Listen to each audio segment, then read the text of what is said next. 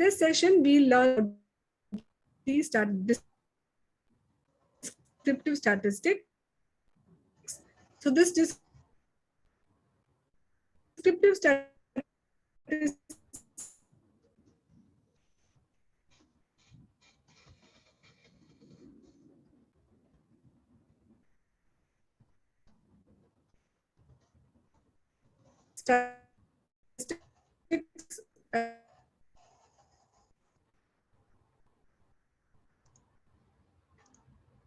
and no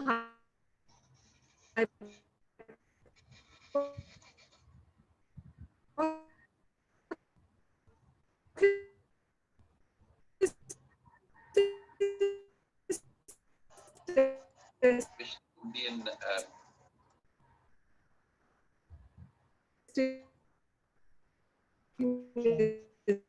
yeah.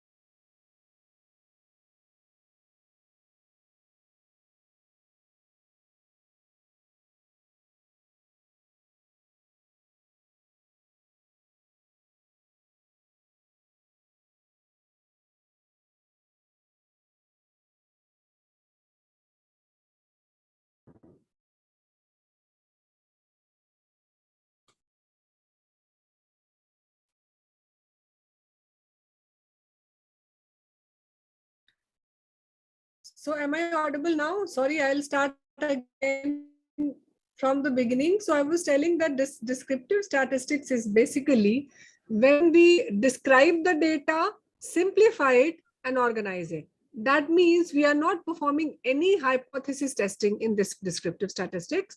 We don't make null hypothesis, we don't make alternate hypothesis.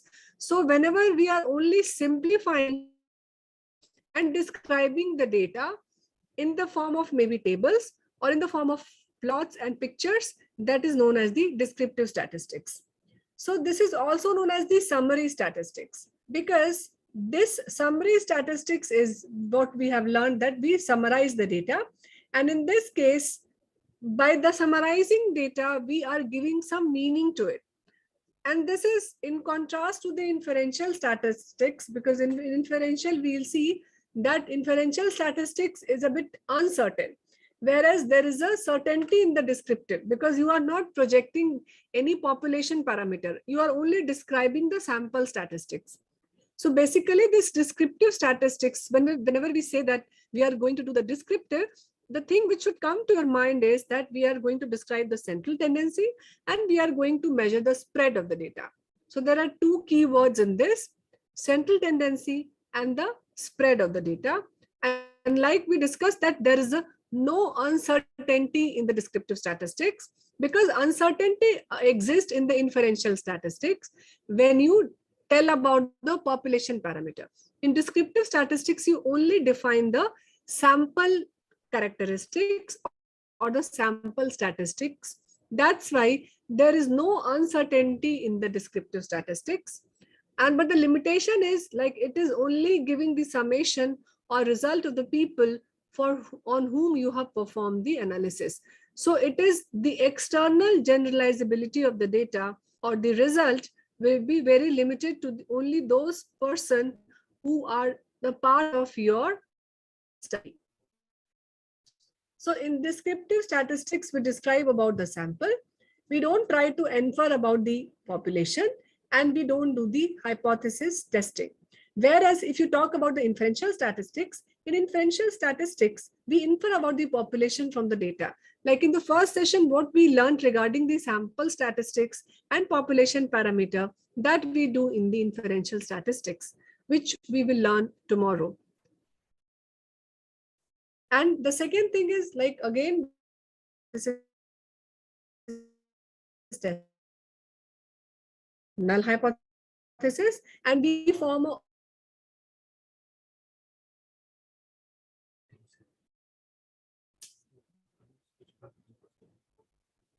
So am I audible now? Can you hear me? Because there was some issue with the voice, so I have switched off the camera. Yeah, now it's audible, ma'am. Okay, thank you. So this hypothesis testing, there are two types of hypothesis, null hypothesis and alternate hypothesis. And in case of inferential statistics, we make both these two hypotheses, and we either accept null hypothesis or we reject null hypothesis and accept the alternate hypothesis. So that is the inferential statistics. The strength of inferential statistics is that population estimates can be obtained, because basically by taking the standard error and giving the confidence interval, we are projecting the population estimate. And this is the strength of the inferential statistics, because then external generalizability of your research will be much more than the descriptive statistics. But the limitation is, again, there is an element of uncertainty, because you always express your result in the form of a confidence interval, and you are only 95% certain that the values of that population will lie in between those two values of the confidence interval. So that's the limitation with the inferential statistics. So in inferential statistics, although we describe about the sample, but we try to infer about the population, and we definitely do the hypothesis testing in the form of formation of a null hypothesis and an alternate hypothesis. So in descriptive statistics, like we said, that there are two key terms, that is the central tendency and the measure of spread. And again, we make a frequency table. And again, the central tendency is measured by the mean, median, and mode, which we'll see. And the variability, it has got the other values, like it has got a range, and then there is a standard deviation, and then there is a variance. So this frequency distribution, let's first talk about the frequency distribution. So for what type of variable we make frequency distribution? So if the variable is categorical in nature, like in the first session, we learned about the types of variable. We saw that what is a categorical variable, what is a continuous variable. So a nominal and an ordinal variable constitutes a categorical variable. So for all type of categorical variable, we make frequency distribution. And this frequency distribution table, you can have some class interval also. Like you can have some, you again convert this age category or the continuous variable also in the categorical variable. And while you are converting continuous variable into a categorical one, the interval, if it is not a predefined interval, it should be of equal length. But if some biological criteria is there, then you should use some predefined criteria to convert a continuous variable into a categorical one. There are frequency distribution graphs as well, like there are bar graphs, pie chart, and histogram. And it is often expressed in the form of a percentile, like there are quartile. When you divide the 100 percentile into 4 parts, we call it as a quartile.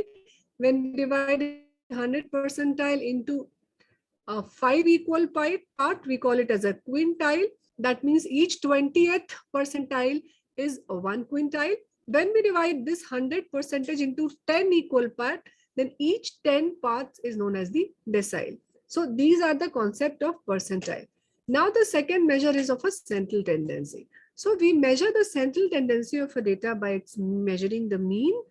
When the data distribution is normal, that means when the variable which you have chosen, it is of normal distribution, and we learn about this, what is the criteria for this normal distribution subsequently.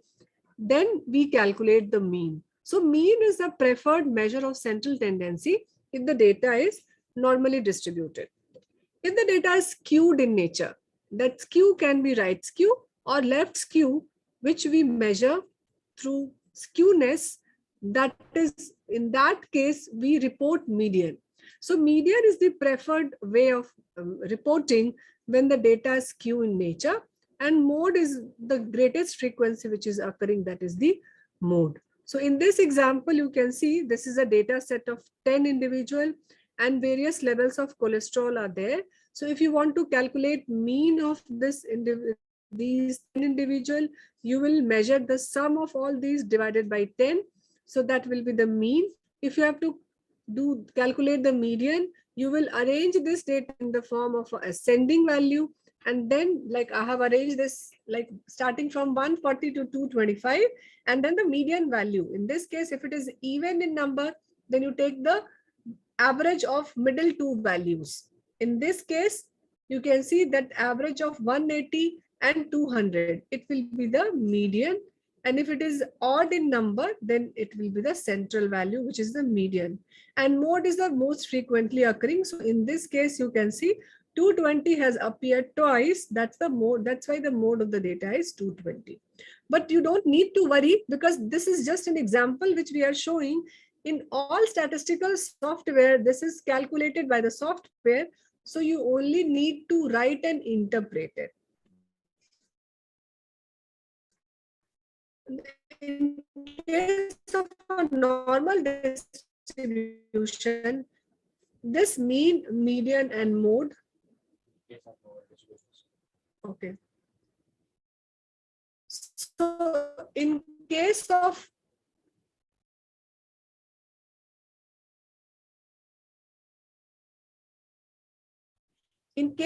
normal distribution,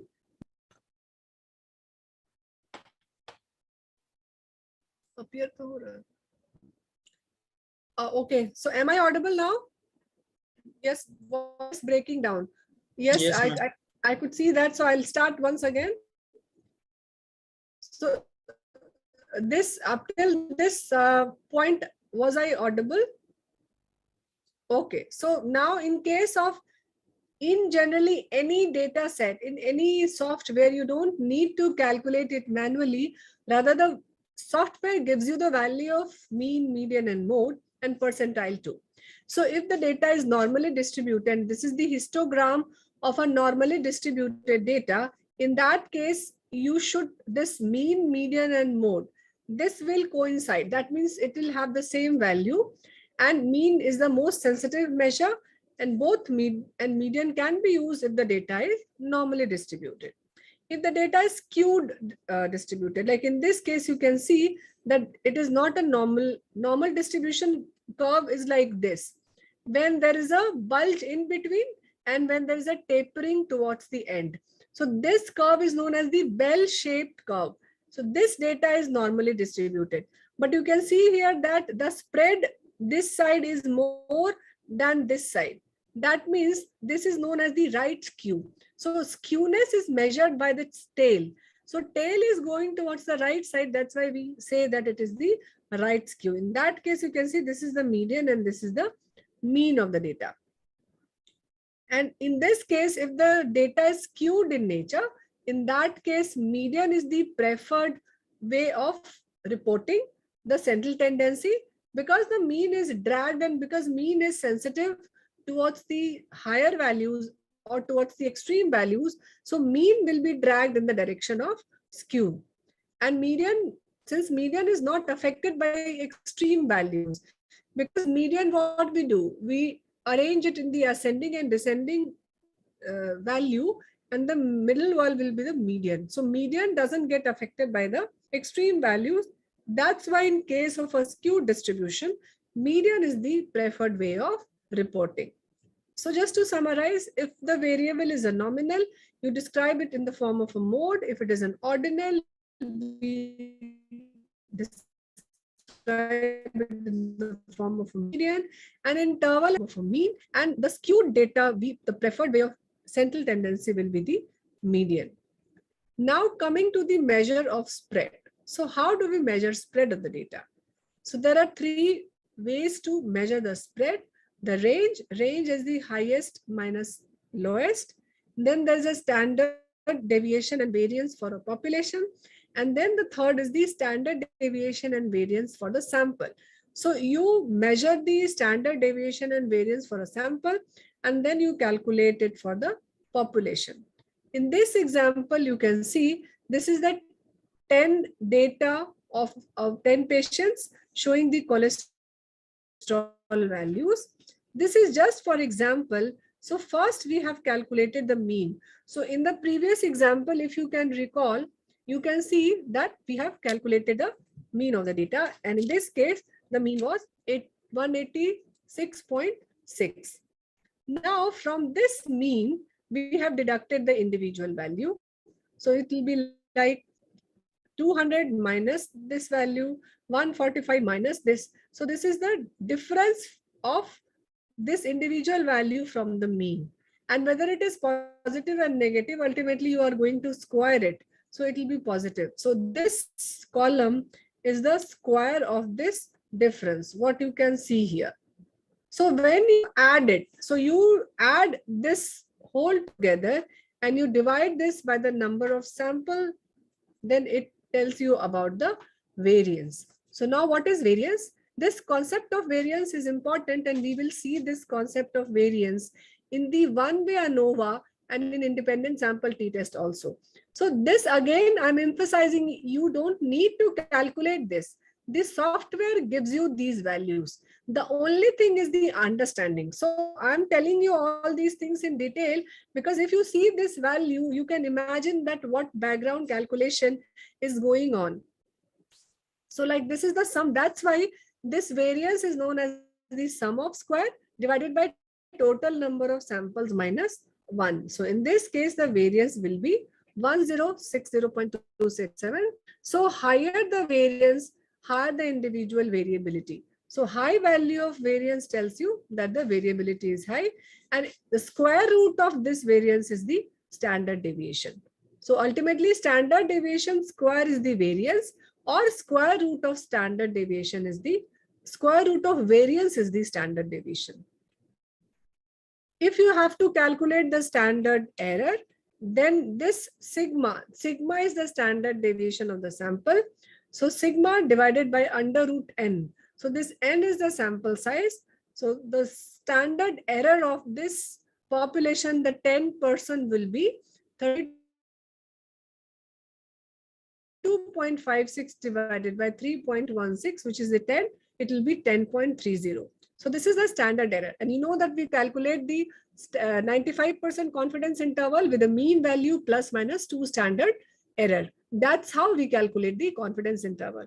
So this is the background calculation which goes in the software when you see the values like 95% confidence interval or the standard error or the standard deviation. So all these things you will get it automatically calculated in the output.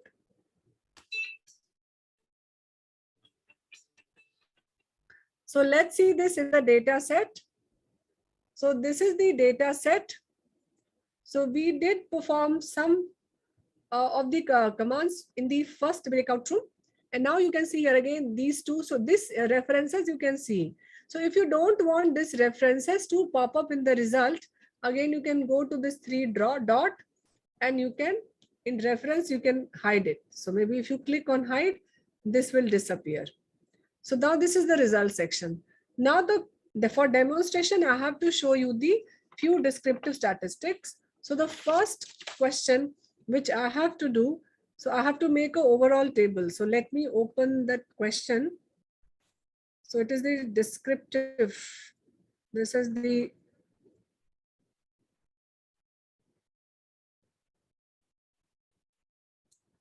this is taking some time. So I have to make an overall. So now can you see there is this overall, there is a red, I have colored it with red. So I'll show you how, what difference can have it across the group and overall. So this gender, you can see I have to make a frequency table for this gender, age group, smoking status, socioeconomic status, comorbidities and comorbidities group and admission. So these are the 7 variables. So what I'll do, I'll go back to this data set. So this is the data, And this is the option. If you see this analysis, for all descriptive, we will use this option of exploration. You can see there is a bar. So that means that it is like describing or exploring. So you click and then you can see there is a descriptive. So once you click this descriptive, sorry, this has appeared.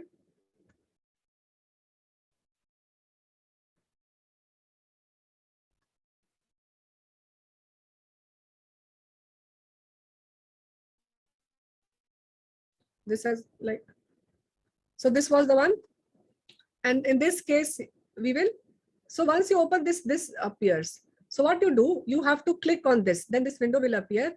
So now I don't want any of these because I want frequency table. By default, it gets checked. So what I do, I will uncheck this. I don't want dispersion or mean or median now. So I have unchecked this. So now this will disappear. So you can see the moment I am clicking this, this all is disappearing. So that's how we call it as a dynamic table or the dynamic output.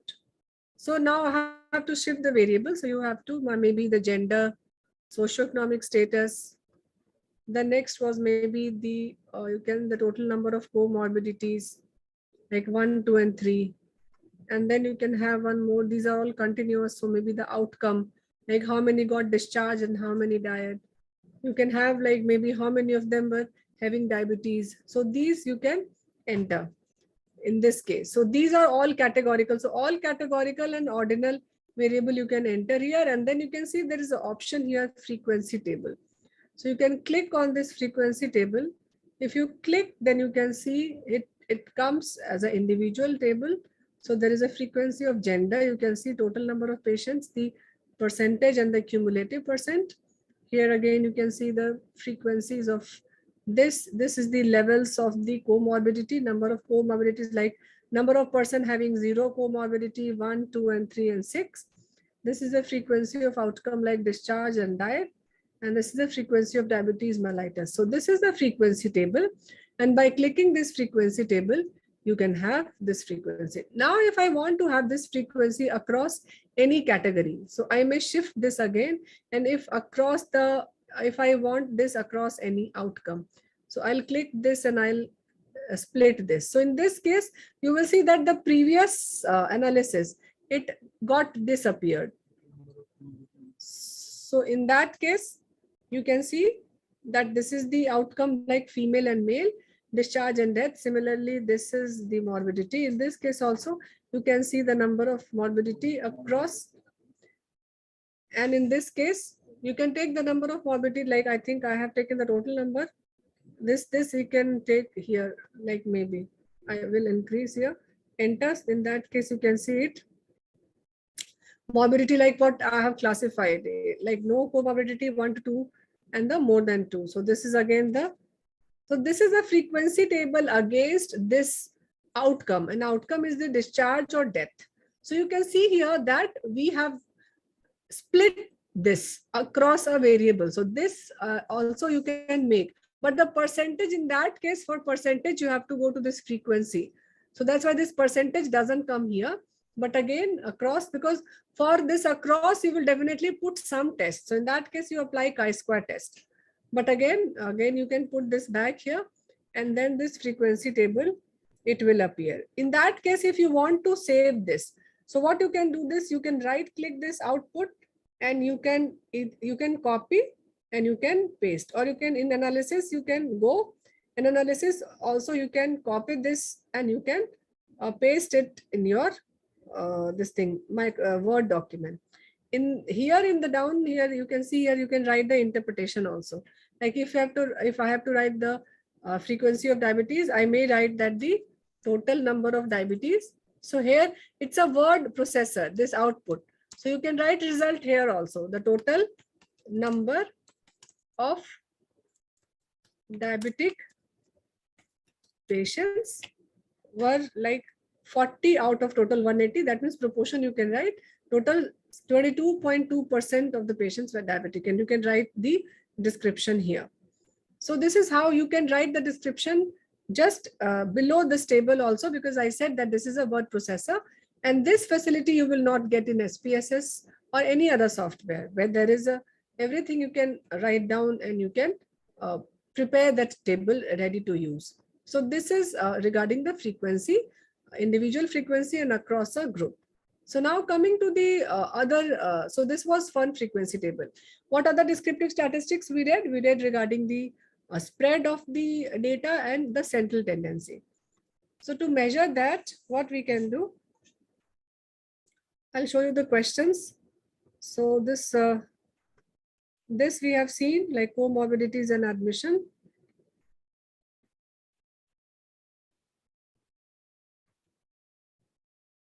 And then this is the template. So you can see that male and female count and percentages. This is the dummy table and you can write interpretation, maybe the category you can see and you can write interpretation.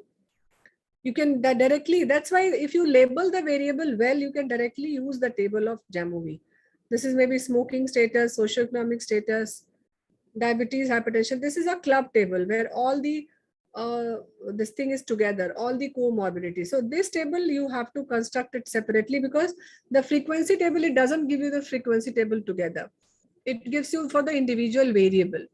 Again, the comorbidities, the status of admission, etc. Now coming to the question of descriptive, that is the second one. I'll go down and I'll show you the, this is again this across the group.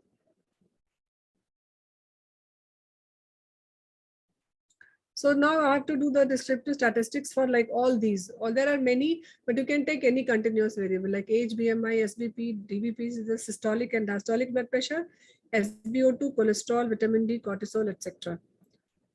And then you can calculate it across the group also. So the second question is like, I have to do this overall descriptive. This is the mean median across the outcome. So these are the two questions. So I'll go to this Jamovi. Then if you want to, you can, that I have told you, you want to copy it, you can do the copy part. And then I'll move these category, I'll uncheck this. And then I'll move these variable back.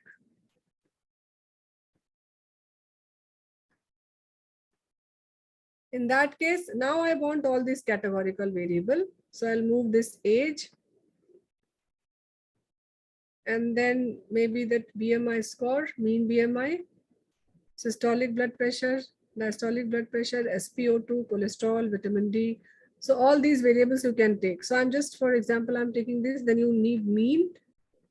So I'm not checking the normality. In that case, you can check the normality. So how do we check the normality, whether the data is normally distributed or not? Because in case of a normal distribution, you will report both mean and median. In case of a skewed data, you will report the this thing, median. So for that, you go to the plot. So I'll go to the plot and then you can see there are various options. So there is a histogram, there's a density plot, there's a box plot, and there's a violin plot, and there is a bar plot. So bar plot, and there's a QQ plot. So for testing the normality, we generally most commonly use a QQ plot, and that's a subjective way of assessing the normality. And in this case, if you see here, this normality, can you see this? There is an option here known as the Shapiro-Wilk, this Shapiro-Wilk normality test.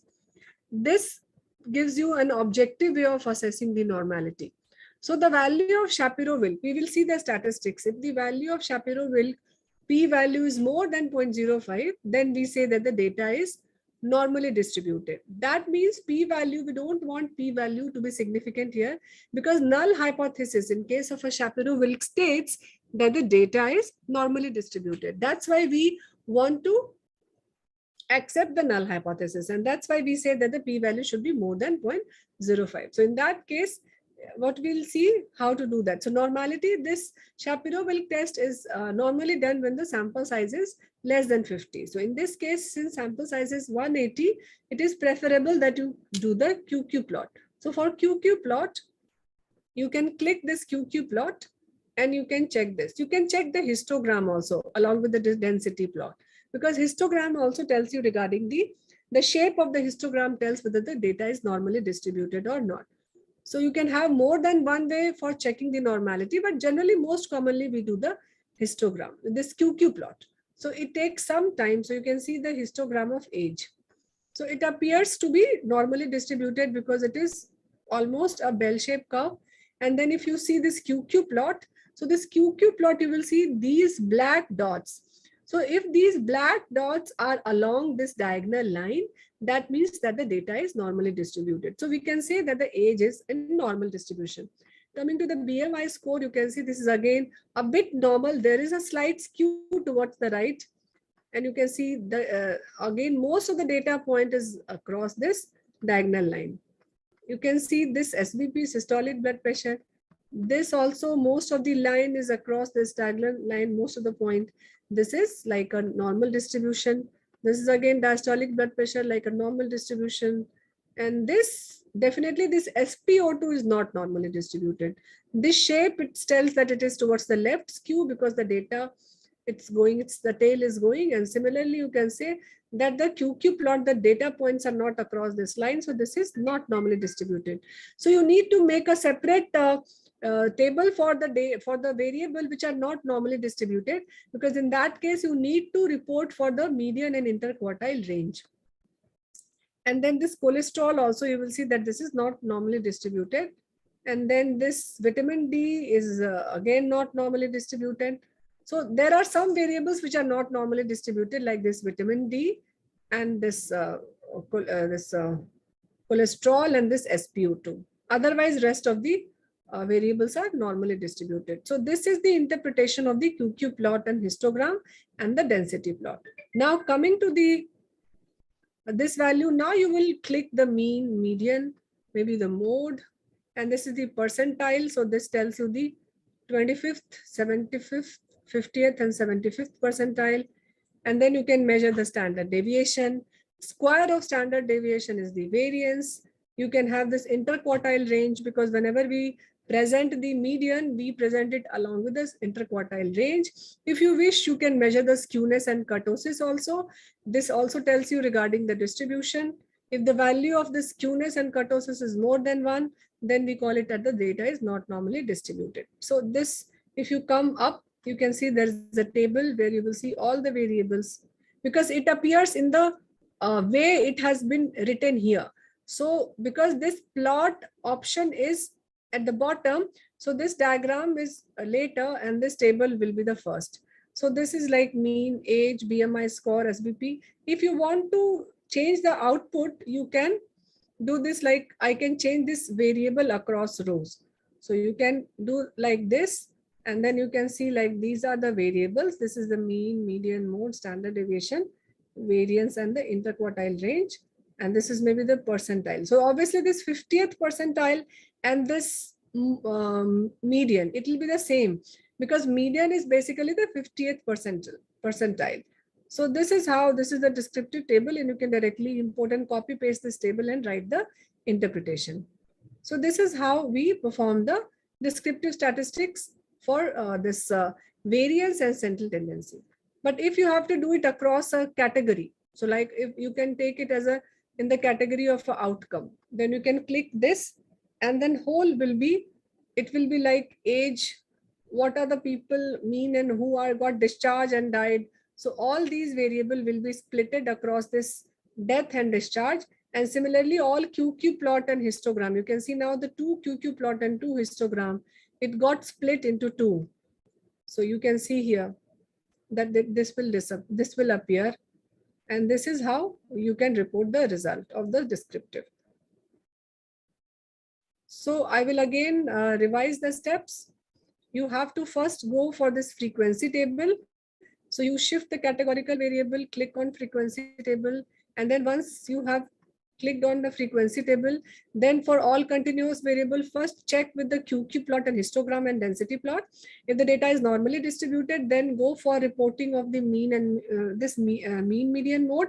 In case of a normal data, you can report everything. But if the data is skewed, in that case, mean, it's not the preferred way. So you should report the median and the interquartile range, and other thing will be there. And then there is one test of normality, which is the Shapiro-Wilk test, but this is an objective way. And in this case, if the value of the Shapiro-Wilk is more than 0.05, then we say that the data is normally distributed. But this is applicable for only sample size less than 50. In this scenario, sample size is more than 50. That's why I have not clicked this. But if you check this, you will see that there is a table which appears for this Shapiro-Wilk also.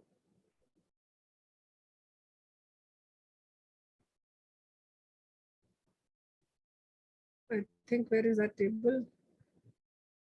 Oh, I think it is not getting refreshed. That's why it is not appearing maybe. And why the Shapiro-Wilk value is not coming? Let me check. Really, should I, maybe it may have got, just a sec. Oh yes, it is. So here you can see in the same table it has appeared. This W and P. So this is the Shapiro-Wilk statistics W, and this is the P value. So you will see here the value which is more than 0.05, like this one, this, all these are, it will say that it is normally distributed. But again, I said that in this case, we will not use this value. I've just shown you, but in case that your sample size is less than 50 or up till 50, then you should give the value of these two statistics as well, the value of Shapiro-Wilk statistics as well as the P value. So if it is okay, then we may go to the breakout room and we will do this analysis on the demo, this assignment sheet which has been shared with you people.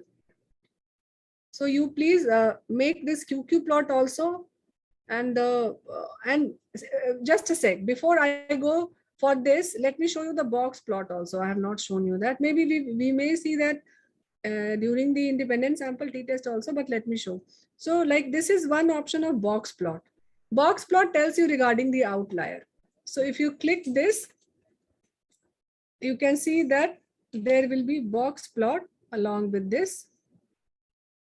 I may uncheck this because then there will be only box plot. All this will disappear. So this is the box plot. Again, you can see. So the values which you can see here, these are the outliers. So on box plot, the dots which you can see, these are the outliers. This again, there is a one outlier here. One outlier in this case, in case of a systolic blood pressure. So what is the outlier? Abnormally high value or abnormally low value is known as the outlier, which is more than 1.5 box length from this margin of the box plot. This box plot tells you again this thick line, it gives you the median. These two peripheral line gives you the interquartile range, this whole length. That means this is the Q1 and this is the Q3. And this tail, which is a whisker, which is known as the whisker. So this is box plot, is also known as the box and whisker plot. So this tail, the length of this tail gives you the values, the extreme values which are there. So this dot, that means this is more than 1.5 box length. That's why this is appearing here. So this is how you can interpret. But in the case of box plot, in case of SPSS, you will get the serial number here. So you will come to know like which ID of the patient is showing the extreme values. But in case of a Jamovi, this option is not available currently in the solid version. In the current version, this option is here and it will come maybe after a month in this solid version also. So for to removal, if you want to remove this outlier, what you can do, you can see the values. So like this is the more than 25. In this case, you can see this is 25, 30, maybe 25 to 50. So I can take it like as a maybe 30 or something. And then you can, not even 30, it will be somewhere between the, I think 40.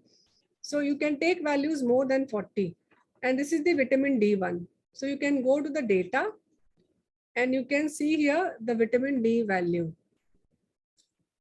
So you can apply a filter and you can see which are the values which are more than the this 35, or you can remove that value if you wish to remove that. But generally, if the data point is not like, you can see there are only 3, 5, and 10 outliers are here. So you may take a call to include those outliers. In that case, it is not needed, and you can include these outliers in the analysis. So this is the interpretation of the box plot. And then you can plot the bar also. You can see there are other options. There is an option of this violin plot. But I'm not telling you those details because you will get confused. Generally, we plot the histogram, density, QQ plot, and box plot. That's it. So that's why I'm unchecking all this. So I think if it is clear, any query, if that is there, otherwise we will go to the breakout room. Ma'am, can you explain the box plot again? That outlier, just can you explain? Yes. Yeah, outlier part in the last box plot, last one. Okay, last one. So this is the last box plot. Yeah. Yes. In this case, you can see these are the numbers of. You can see here these are the numbers of outlier in this case. Okay. Now, how do we define outlier? Any data point which is more than 1.5 box length from the edge of this line, it is defined as the outlier.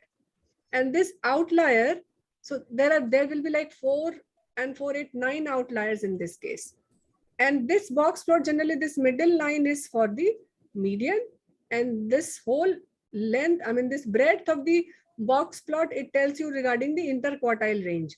So this is the quartile 1, this is the quartile 3, this is a median, and these individual data point is the 1.5 box length. And this whisker, this is the length of the whisker. It tells you this, tells you the other data point which are lying here. Is it clear to you? Yes, ma'am. So Pradeep is writing, should that can be assessed visibly? Yes, that is assessed. You can see here. These are the data points which needs to be, which are the outlier here.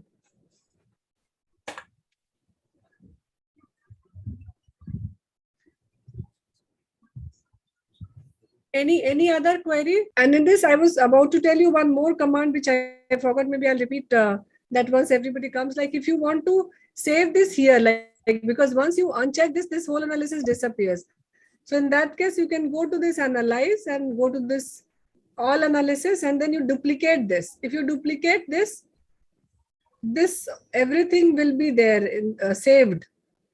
This gray, light gray. This light gray means this is the all analysis which you have. It is the in inactive state, and this again now this will be the active one. So if you like uncheck all this,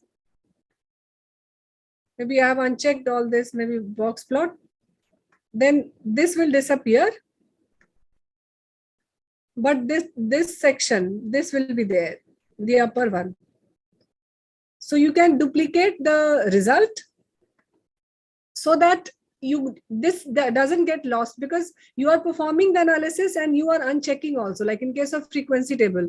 In this case, if you have to again make the frequency table, you can shift these variable back, and then maybe if you want to make frequency table, then since you have if you have made a duplicate result, in that case you can uncheck this and you can shift maybe this here, and you can click on this frequency table. So this will appear, but the descriptive which you have performed, this will also be there. And when you copy, like at the last, when you have done that, you can again come here, you can copy all. So you can come here. I may do the copy all analysis. Analysis. So I may write all and then copy. So if you click all and copy, everything will be copied and it will get pasted. So you can duplicate the your analysis. So those of you who have completed, you may leave the session, because we are waiting for the others, because there's nothing new thing which we are going to cover. So you can, if you wish,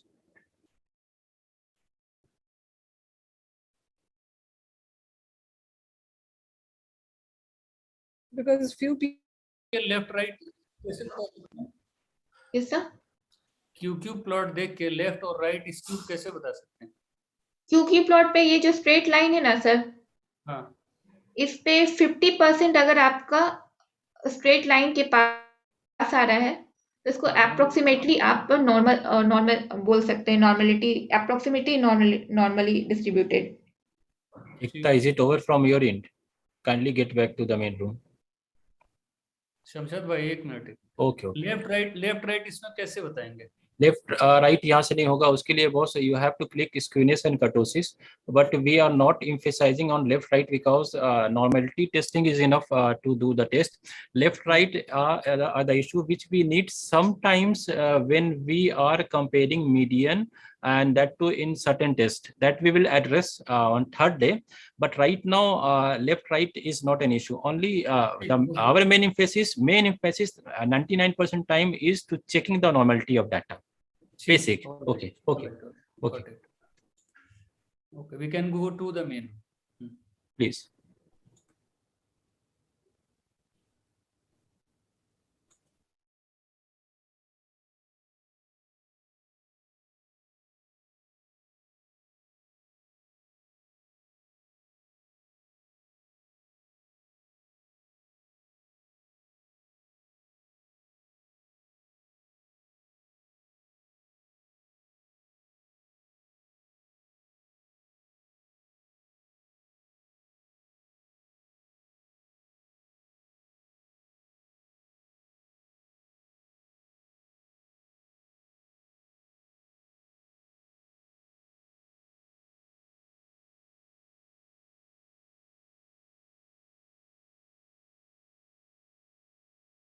So what about tomorrow's session? Because tomorrow is a holiday and I think by mistake, it was a mistake from our end.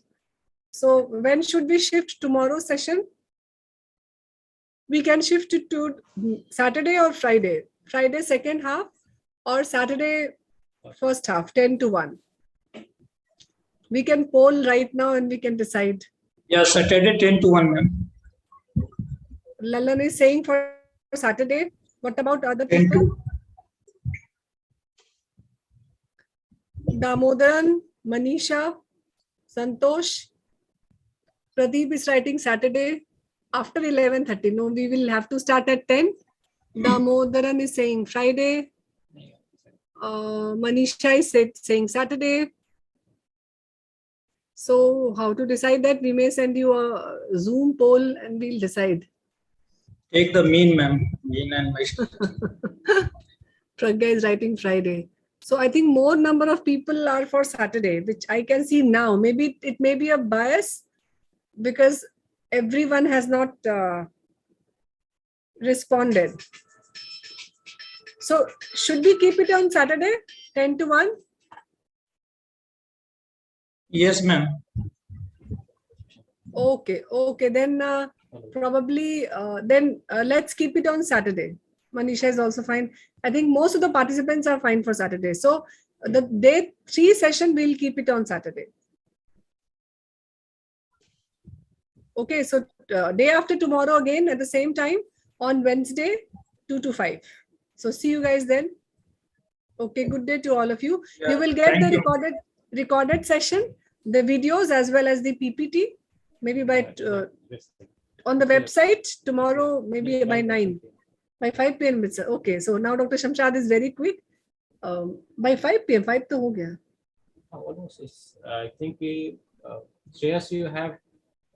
Okay, the previous. Schedule. Okay. Previous one. Okay, so we have got the previous session video, so we'll share that.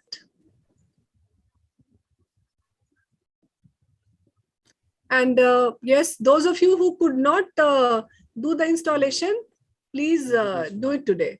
We'll address those issues. You can post in the WhatsApp also. We'll try to resolve that issue. Okay, so thank you. We are ending meeting from our